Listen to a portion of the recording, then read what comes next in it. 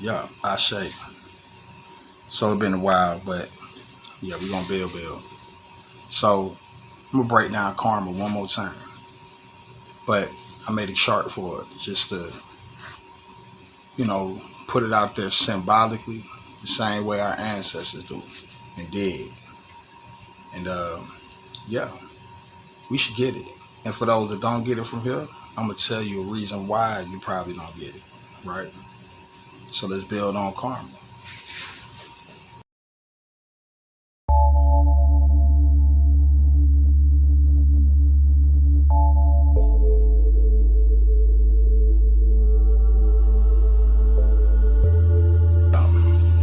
So I know we like to think what goes around comes around.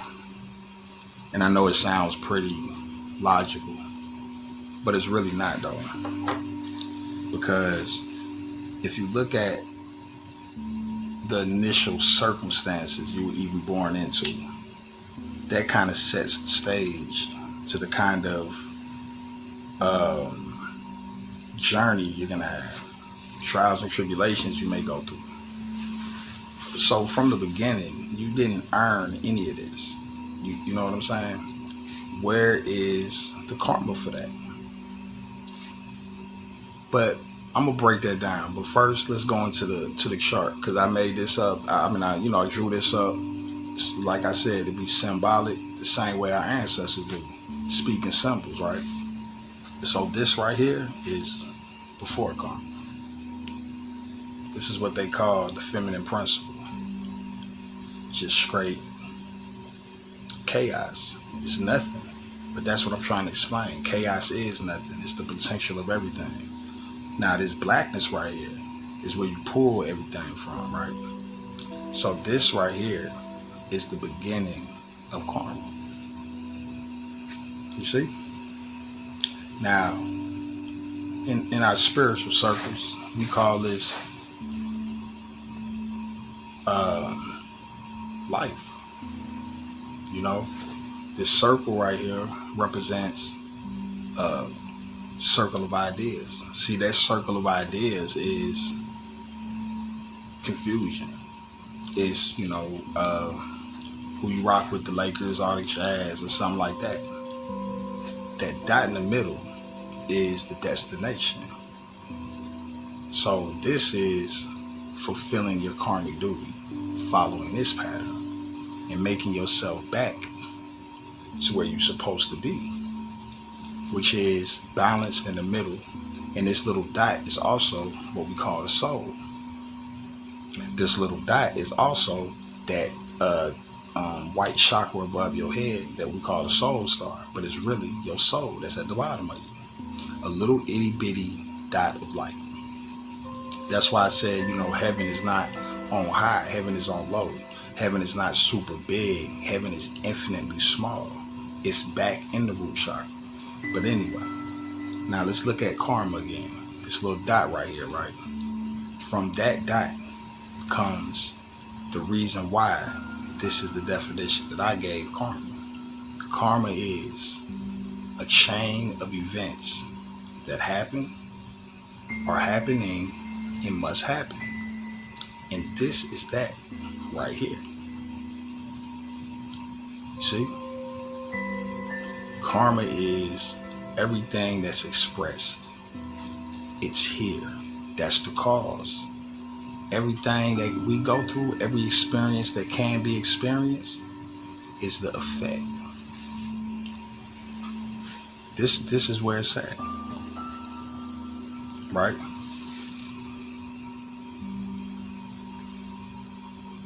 This is why we have what we call time, because of this chain of events. It's not a real time. You can look at time like distance. It's just a destination. It's not time though, because Akasha is past, present, and future all at the same time. It just depends on your positioning. That's why everything is interdimensional. Everything is a dimensional thing, or a state of mind. A lot of us are even living in the past and don't realize it because you're fooled by the now. You're fooled by the circle. the circle of things that's, miscellaneous things. It doesn't matter what it is. If it's not going towards that dot in the middle, then what you are doing is retaining your karmic debt, meaning you got to come back again. You got to get to the middle, partner. That's the goal, to get to the middle, right? So let's look at some of the things that actually keep us grounded. Yeah, the horoscopes. Those are the things that keep us grounded in this fake reality. Now, I'm not saying they're the enemy, because nothing is the enemy, because we created all of this, is where we're going to get to. But what I'm saying is, as long as you identify as one of those, then you're not all of them. As long as one of these things is superior or has some kind of power over you, then you're going to be earthbound until you realize that these horoscopes, just like these planets, just like these orishas and netters and everything, are a part of this fake reality. They're not bad or good. They're things that you're supposed to understand so you can get back to the middle. Now, you kind of need them because you need to understand them, but they need you too. That's what I'm saying. It's not a good or a bad thing. And it's not like they actually need you, because it's gonna happen. That's karma. Everything is gonna happen. There's no way around it. So it's no good or bad, right? Now, back to me. Let's talk about the reason why some of y'all can't accept that it's karma. It's because of your own emotional trauma. It's because it's things that you want justice for. You feel like you lost, you took an L, so the only thing you have to revert to is some kind of cosmic justice that's gonna set them straight. When that's not gonna happen. That's not the case. And let me tell you how. If there is a karma in that way, we have to agree that you get it in a lifetime that you do the things. And you can't just say, oh, karma is something that you may get it 3 or 4 lifetimes from now, because see, that's pseudoscience to me, because there's no way to ever see that. That's like saying, go ahead and be a Christian and you'll see when you die. Like, nah, you got to kind of prove it here. And so we got to agree that karma is something that you get this lifetime on some kind of level, right? But let's say that karmic debt comes lifetimes later, just to say, just to kill any argument, right? Where is the karma for the group of people that have colonized this whole world? Not only is there no payback that I've ever seen or ever read about, but it seems like their campaigns has gotten stronger ever since they started. Now, this white lady told me maybe, the Africans did something to earn that karma, like to earn the colonizers taking over the globe, really, right? So I was like, the Africans. And I was like, nah, bitch, my ancestors, which is me, we didn't do nothing to earn nothing. That's not how that goes. But that just shows you how goofy you'll sound after a while. When it gets to a point where you can't really logically argue it, don't stand your ego. Just say, okay, I get it.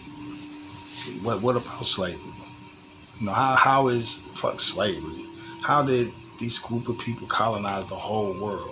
If there is a good and bad, and there's an ultimate good and an ultimate bad, and a real judgment like that, then the colonizers' God is the supreme God, because they've been able to do whatever they want. So, there's no way around that. But even further, right?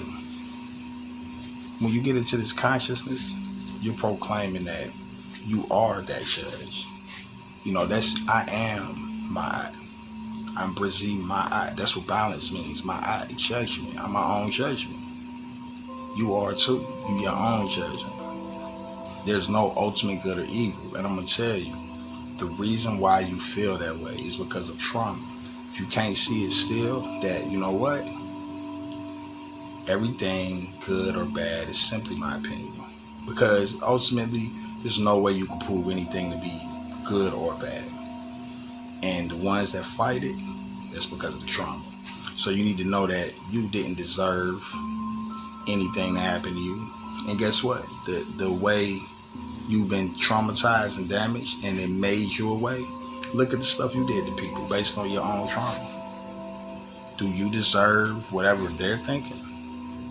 Nah, you don't. Because you've been traumatized. Hurt people hurt people. Everybody's been hurt. We've been traumatized into this existence through birth. Period. And then a lot of stuff that happened before that. But I want to get to this before we talk about all that. Because see, all that stuff is the stuff that you need to know, or you should know, in my opinion, right? But you got to understand polarities. As it is above, so it is below. As it is within, so it is without. That means that what's the judge? What's better than anything?